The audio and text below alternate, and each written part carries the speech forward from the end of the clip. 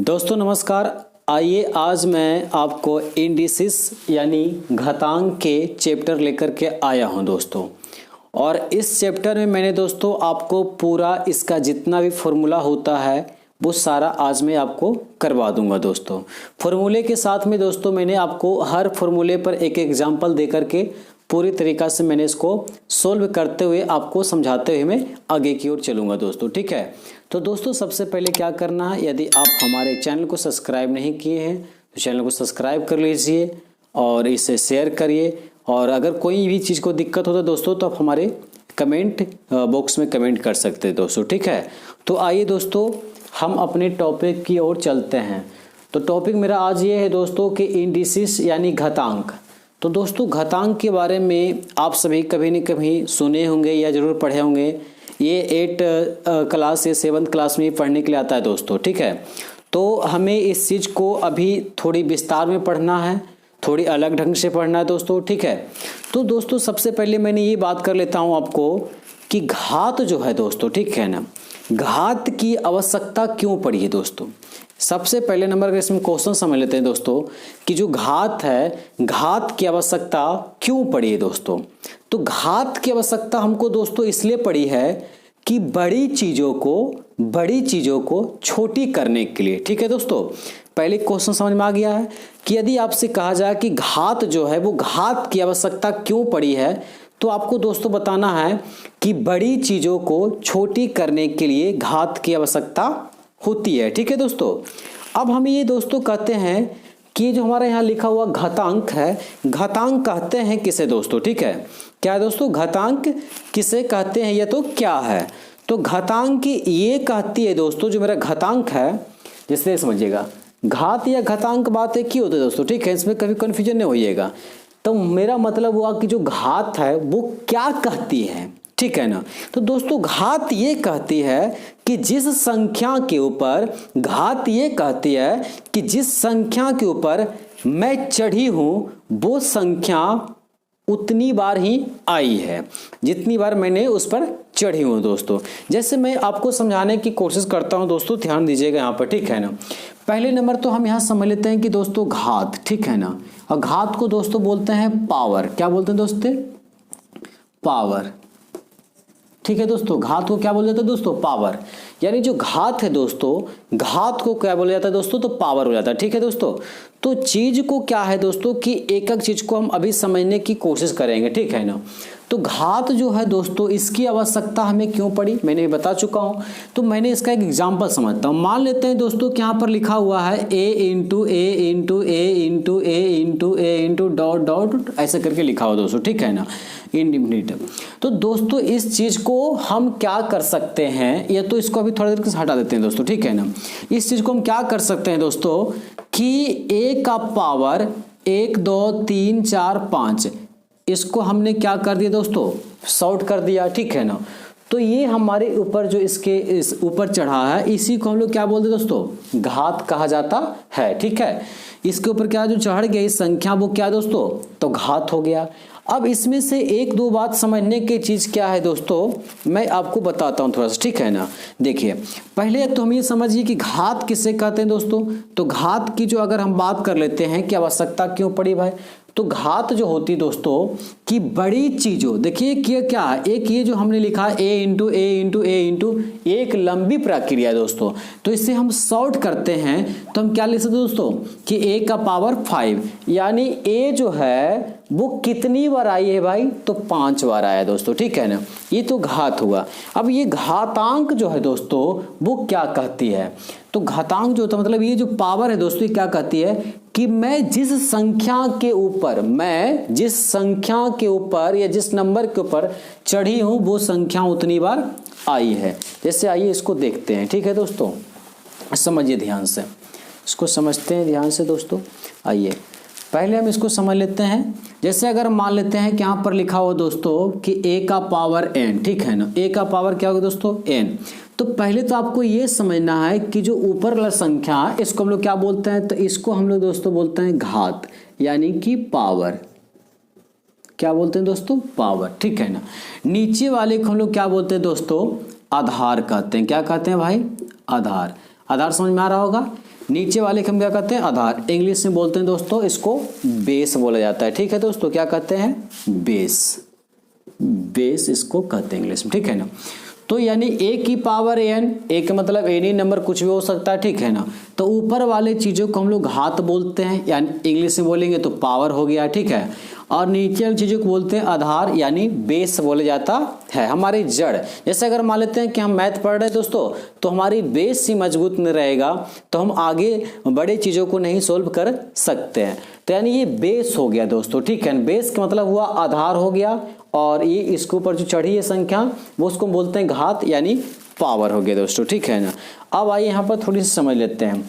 यहाँ जो हमने a लिखा हो दोस्तों, तो a का मतलब होता है, अगर हम बोलते हैं कि A4, ठीक है ना, A4 अगर बोल जाएगा दोस्तों तो a नहीं होता है। ठीक है ना।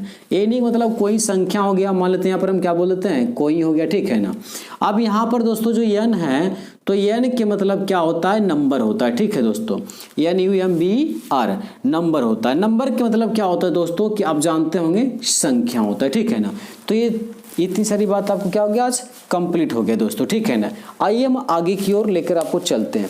अब हम इसको क्या करेंगे दोस्तों, एक एक चीज को समझने की कोशिश करेंगे। ठीक है दोस्तों, देखिए ध्यान से। तो फर्स्ट इसमें से जो क्वेश्चन हमारा दिया गया है दोस्तों, यानी कि जो फर्स्ट नियम मैंने इसमें से लिखा हूँ वो क्या है दोस्तों, ध्यान दीजिएगा। ठीक है ना। ये समझ में आपको आ गया होगा कि ये आधार हो गया और ये क्या हो गया, इसका घात हो गया। ठीक है। तो फर्स्ट नियम जो हमारा इसमें से दिया गया है, मान लेते हैं दोस्तों कि a का पावर n है। ठीक है ना। a का पावर n। अब a का पावर n के मतलब क्या होता है, तो इसको हम क्या कह सकते हैं, a into A into A into A into dot dot, कहाँ तक लिख सकते हैं दोस्तों, तो n बार तक लिख सकते हैं, क्योंकि पावर मेरा क्या है दोस्तों, n लिखा हुआ है, तो इसको हम n बार तक लिख सकते हैं। अगर इसी चीज को हम ऐसे समझ लेते हैं दोस्तों, कि जैसे मान लेते हैं कि यहाँ पर लिखा हुआ a into A into A into A into A into A, तो इस चीज को हम कैसे सोल्व करेंगे। ठीक है दोस्तों, ध्यान दीजिएगा।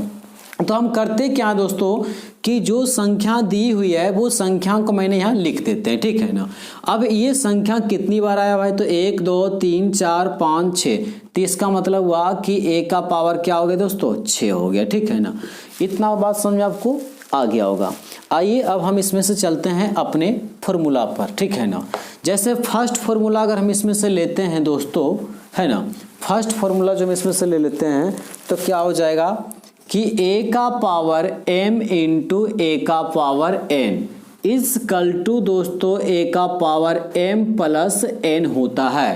कहने का मतलब हुआ दोस्तों कि नीचे जो मेरा है वो आधार है, ऊपर जो है क्या है, घात है। नीचे जो हमारा संख्या लिखी जाएगी, या तो अभी जो लिखे हैं ये हमारा आधार हो जाएगा, और ऊपर क्या है दोस्तों, मेरा घात हो गया। तो जब आधार सेम रहती है, ठीक है दोस्तों, आधार जब सेम रहती है और गुना का चिन्ह रहेगा, तो पावर को हम जोड़ देते हैं। ठीक है दोस्तों, क्या करते हैं, पावर को हम जोड़ देते हैं। यानी कि आधार सेम रहेगा दोस्तों, आधार सेम रहेगा। ठीक है ना। क्या रहेगा दोस्तों, आधार अगर सेम रहेगा और गुना का चिन्ह रहेगा, तो हम पावर को क्या करते हैं दोस्तों, जोड़ देते हैं। जैसे एक एग्जांपल समझ लेते हैं। यहाँ पर मान लेते हैं दोस्तों कि आपको यहाँ पर दिया गया है 3 का पावर 6 इंटू 3 का पावर 4 दिया गया। ठीक है दोस्तों, 3 का पावर 6 इंटू 3 का पावर 4। तो दोस्तों इसका आंसर क्या होगा, ठीक है ना। तो आइए हम इसको समझते हैं। यहाँ पर हम इसको सोल्व कर लेते हैं। तो 3 का पावर 6 इंटू 3 का पावर क्या हो गया, 4 हो गया।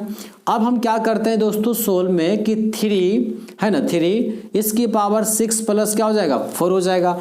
क्यों, क्योंकि हमने जानते हैं कि जब आधार सेम रहेगा, ठीक है ना, क्या रहेगा दोस्तों, आधार सेम रहेगा, गुना का चिन्ह रहेगा, तो पावर को क्या करते हैं, जोड़ दिया जाता है। तो इसको हम सोल्व कर लेंगे, ये मेरा क्या हो जाएगा, आंसर हो जाएगा। तो यानी 3 का पावर कितना हो जाएगा दोस्तों, 10 हो जाएगा। तो इस क्वेश्चन का ये आंसर हो जाएगा। तो पहला फॉर्मूला आप समझ चुके होंगे। आइए नेक्स्ट देखते हैं दोस्तों, ठीक है। एक एक करके मैंने सीखते जाएंगे, जल्दबाजी नहीं करना है दोस्तों, एकदम आराम से सीखना है। एक बार में समझ में नहीं आ रही, दोबारा भी इसको आप वीडियो को देख सकते हैं, ठीक है दोस्तों। तो ये पहला ये मेरा फॉर्मूला था, ठीक है। आइए अब हम नेक्स्ट पर चलते हैं। क्लियर हो यहाँ तक दोस्तों। अब दूसरा क्या दिया गया दोस्तों इसमें से, कि दूसरा जो हमारा इसमें से दिया गया दोस्तों कि a का पावर m डिवाइड यानी भागा हो गया दोस्तों, ठीक है ना, और a का पावर जो दिया गया है दोस्तों n, ठीक है। मैंने ये समझा चुका हूँ कि a क्या होता है ना। तो अब इसमें हम क्या करते हैं दोस्तों कि इसको हम करेंगे क्या कि a का पावर m भागा a का पावर m भागा a का पावर n जब लिखा हुआ है दोस्तों, तो इस चीज को हम ऐसे लिख सकते हैं कि a का पावर m बटा a का पावर n, ठीक है दोस्तों। क्या लिख सकते हैं कि a का पावर m है ना बटा a का पावर n। अब इसको अगर हम पूरा सोल्व करके देखते हैं दोस्तों, तो ये क्या हो जाएगा कि a का power m minus n।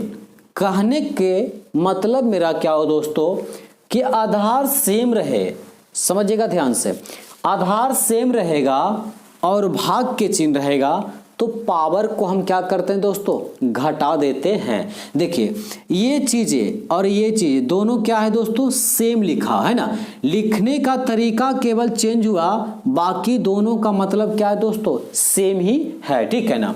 a का पावर m डिवाइड a का पावर n है ना, या तो हम इस चीज को ऐसे लिख देते हैं कि a का पावर m बटा a का पावर n, ठीक है ना। तो ये भी भाग की क्रिया में है दोस्तों और ये भी क्या है आपको भाग की क्रिया में, ठीक है ना। तो जब आधार सेम रहे, इसके पहले मैंने क्या बोला कि आधार सेम रहे और गुना का चिन्ह रहेगा तो पावर को हमने क्या करते हैं जोड़ते हैं, पर यहाँ क्या है कि आधार सेम है दोस्तों, ठीक है ना, आधार सेम है, बीच में भाग का क्रिया कर रहा है, तो हम पावर को क्या करते हैं दोस्तों घटा देते हैं। जैसे मान लेते हैं कि यहाँ पर 7 की पावर दोस्तों 7 की पावर मान लेते हैं यहाँ पर 10 दिया गया है, बीच में डिवाइड है, ठीक है, बीच में क्या हो गया दोस्तों डिवाइड हो गया, और यहाँ कह रहा है कि 7 की पावर जो है आपको मान लेते हैं 6 है, ठीक है ना। तो इसको सोल्व करना है दोस्तों, तो सोल्व कैसे हो जाएगा, तो हम यहाँ लिखेंगे कि 7 की पावर 10 डिवाइड हो गया है और 7 की पावर 6, ठीक है दोस्तों। तो हम जानते हैं कि आधार सेम रहेगा यानी बेस सेम रहेगा, भाग का चिन्ह रहेगा, तो हम इस चीज को जो पावर रहेगा वो उसे क्या करेंगे घटा देंगे। तो 7 हो गया, यहाँ पर क्या हो जाएगा 10 माइनस 6, इसी को सोल्व कर लेंगे, मेरा क्या हो जाएगा आंसर। तो अगर इसको हम हटा देते हैं तो क्या बन जाएगा 10 में से 6 गया तो बेटा 4। तो दोस्तों उम्मीद करता हूं कि दूसरा भी फॉर्मूला आप समझ चुके होंगे। आइए नेक्स्ट देखते हैं, ठीक है, एक एक करके हम सीखते जाएंगे और एग्जाम्पल के साथ लेके चलेंगे दोस्तों, ठीक है। आइए हम इसको देख लेते हैं। नेक्स्ट को जो मेरा फॉर्मूला होगा वो क्या है दोस्तों जरा ध्यान दीजिएगा, ठीक है ना। क्या है दोस्तों नेक्स्ट फॉर्मूला जो हमारा है दोस्तों वो क्या है कि a का पावर 0 इक्वल क्या है दोस्तों 1 है, ठीक है ना। a का पावर 0 इक्वल क्या है दोस्तों 1 है, यानी कहने के मेरा ये मतलब हुआ कि कोई भी संख्या, दुनिया की कोई भी संख्या हो, अगर उसके ऊपर 0 मान दिया गया है, 0 की पावर चढ़ाया गया, तो उसका वैल्यू हमेशा कितना दोस्तों 1 होता है, ठीक है ना। जैसे अब इसको समझ लीजिए यहाँ पर ही कि यहाँ कह रहा है कि a का पावर 0 इक्वल क्या है दोस्तों 1 है।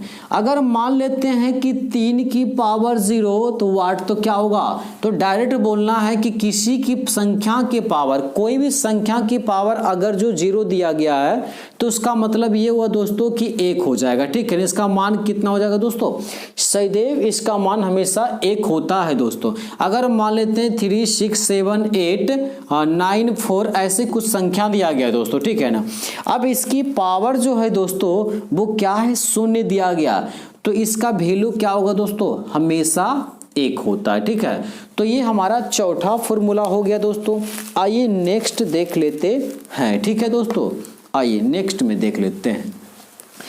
नेक्स्ट मेरा जो दिया गया है दोस्तों कि a बटा b का पावर n है, ठीक है ना। a बटा b का पावर जो है दोस्तों वो क्या है n है, तो इसको हम क्या कर सकते हैं कि a का पावर n बटा b का पावर n, मेरा मतलब ये हुआ दोस्तों, ऐसे में इसको समझ लेते हैं कि अगर जो लिखा हुआ है यहाँ पर कि 4/2 का पावर जो है दोस्तों मान लेते हैं कि 2 दिया गया, ठीक है।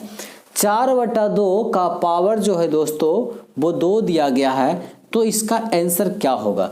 तो पहले नंबर तो आपको ये समझना है कि 4/2 जो दिया गया इस फॉर्म में दिया गया, तो a बटा b का पावर n, तो इस चीज को हम लिख सकते हैं कि a का पावर n बटा b का पावर n।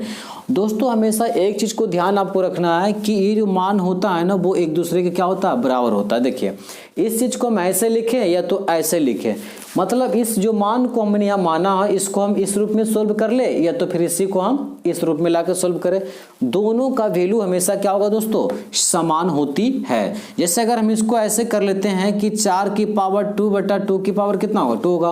अब अगर इसको हम सोल्व करते हैं तो 4 चौको कितना, 16 हो जाएगा, ठीक है ना। और ये कितना हो जाएगा, अगर इसको सोल्व करेंगे तो ये 4 हो जाएगा। यहाँ भी देखिए कितना हो जाएगा, 16 बटा 4। तो दोस्तों मैंने अभी बता चुका हूँ आपको कि दोनों जो मान होता है ना वो एक दूसरे क्या होता है, बराबर। देख लीजिए आप यहाँ पर मैंने आपको कर दिया हूँ, तो ये दोनों एक दूसरे का मान जो होता है बेटा क्या होता है, बराबर होता है। आइए नेक्स्ट देख लेते हैं, ठीक है दोस्तों। घातांक का दोस्तों आज मैं आपको पूरा का पूरा इसमें जितने सारे फॉर्मूला बनता है दोस्तों मैं आज इसको पूरा कंप्लीट आपको करवा दूंगा, ठीक है। तो दोस्तों आप इसको शुरू से अंत तक देखते रहिए, तभी आपको ये कंप्लीट होगा, नहीं तो फिर दोस्तों ये आपको कंप्लीट नहीं हो पाएगा, ठीक है दोस्तों। जैसे अगला क्वेश्चन जो है a का पावर -1, ठीक है दोस्तों, a का पावर -1। तो a का पावर -1 जब दिया है दोस्तों तो इसको हम क्या लिख सकते हैं कि a है ना 1 और यहाँ पर 1 बटा क्या हो जाएगा, x हो जाएगा। जब ये माइनस में था तो इसको जब पलटी करेंगे तो क्या हो जाएगा दोस्तों, प्लस में आ जाएगा। तो a का पावर -x बराबर से a का पावर 1 बटा x होता है। अब इसी चीज को हम सोल्व करना अगर शुरू करेंगे तो देखिए क्या हो जाएगा, मान लेते हैं कि यहाँ 3 का पावर -2 दिया गया, ठीक है दोस्तों। तो इसको हम क्या करेंगे कि 3 की पावर 1 बटा 2 हो जाएगा। अब इस चीज को आप सोल्व कर लीजिएगा दोस्तों, ये क्या हो जाएगा आपका आंसर हो जाएगा। 3 का अगर स्क्वायर करेंगे तो 9, ठीक है। 3 का स्क्वायर कितना हो जाएगा, अगर हम यहाँ पर कर लेते हैं तो 3 का स्क्वायर कर लेंगे तो 9 हो जाएगा। 9 की पावर 1, इसका मतलब क्या हो गया कि 9 हो जाएगा दोस्तों, ठीक है ना। तो इसका आंसर जो हो जाएगा दोस्तों वो कितना हो जाएगा, 9 आ जाएगा, ठीक है। तो उम्मीद करता हूँ कि चीज़ आपको समझ में आ रहा होगा। आइए नेक्स्ट देख लेते हैं, ठीक है दोस्तों। तो ध्यान से आप समझते रहिए, हम आपको समझाते रहेंगे। देखिए दोस्तों इस क्वेश्चन को देख लीजिए, कहता है कि a का पावर m इंटू a का पावर n, यानी कि इसमें क्या कर रहा है दोस्तों कि पावर के भी पावर दिया गया है। तो इस टाइप के क्वेश्चन को हम सोल्व करते हैं दोस्तों किस प्रकार से, ध्यान दीजिएगा। इसको जब भी हम सोल्व करते हैं दोस्तों तो ऊपर से सोल्व किया हुआ आता है। मान लेते हैं दोस्तों कि यहाँ पर 3 की पावर 2 और इसकी पावर भी दिया गया है 2। तो इस क्वेश्चन को जो है ना दोस्तों हम लोग ऐसे सोल्व करते हैं कि 3 की पावर 2 और इसकी पावर 2। तो जब भी इस क्वेश्चन को सोल्व करेंगे तो ऊपर से सोल्व करते हुए आएंगे। मेरा मतलब हुआ कि पहले 2 का पावर 3 आया हुआ है, तो 2 का पावर यानी कि 3 जब लिखा हुआ तो 2 गुने 2 गुने 2 करना होगा, तो 2 दूनी 4 दूनी कितना हो जाएगा 8। तब यहाँ पर मेरे 3 बार मैंने गुना कर दिया तो 8 आ गया। अब इसको सोल्व करना है फिर इस तरह से, तो 3 गुने हमने 8 बार लिख देंगे दोस्तों, तो ये आपका आंसर बन के आ जाएगा 6561, ठीक है दोस्तों। तो यदि आपको कभी भी क्वेश्चन आ जाए कि पावर के पावर दिया रहे, ठीक है ना, क्या बोले दोस्तों कि पावर की पावर दिया रहेगा, तो इस स्थिति में क्या करना है कि आपको जब भी सोल्व करना है तो ऊपर से सोल्व करते हुए आना है, ठीक है दोस्तों। तो ये चीज आपको समझ में आ गया है। आइए नेक्स्ट देख लेते हैं, ठीक है दोस्तों। देखिए नेक्स्ट हम देख लेते हैं, यहाँ पर आपको नेक्स्ट क्वेश्चन जो हमारा है दोस्तों यहाँ पर दिया हुआ कि a का पावर m बटा b का पावर m, तो इज इक्वल टू क्या होगा दोस्तों, a का पावर m बटा यानी कि b का पावर m। साधारण सी बात है, ये तो कोई बड़ी बात है नहीं कि यहाँ पर क्या करा कि a का पावर m है और यहाँ बटा में b का पावर m दोस्तों। तो इस चीज को हम ऐसे लिख सकते हैं, जैसे कहने का मतलब हुआ कि अगर मान लीजिए आप कि यहाँ की 3 की पावर 2, ठीक है, 3 की पावर 2 गया है और यहाँ 4 की पावर 2, ठीक है दोस्तों। तो हम इसको क्या लिख सकते हैं कि 3 बटा 4 की पावर कितना हो जाएगा, 2 हो जाएगा, है ना। तो अगर इसको सोल्व कर लिएगा कितना हो जाएगा, 3 तिहाई 9 और ये 4 चौको 16 हो जाएगा। इसको कट आउट कर देंगे दोस्तों तो ये हमारा क्या हो जाएगा, आंसर हो जाएगा। तो कहने का मेरा मतलब हुआ कि जब इस तरह के क्वेश्चन आ जाएगा तो हम इस तरह को ऐसे भी लिख सकते हैं, ठीक है दोस्तों। आइए नेक्स्ट देख लेते हैं, ठीक है। देखिए दोस्तों,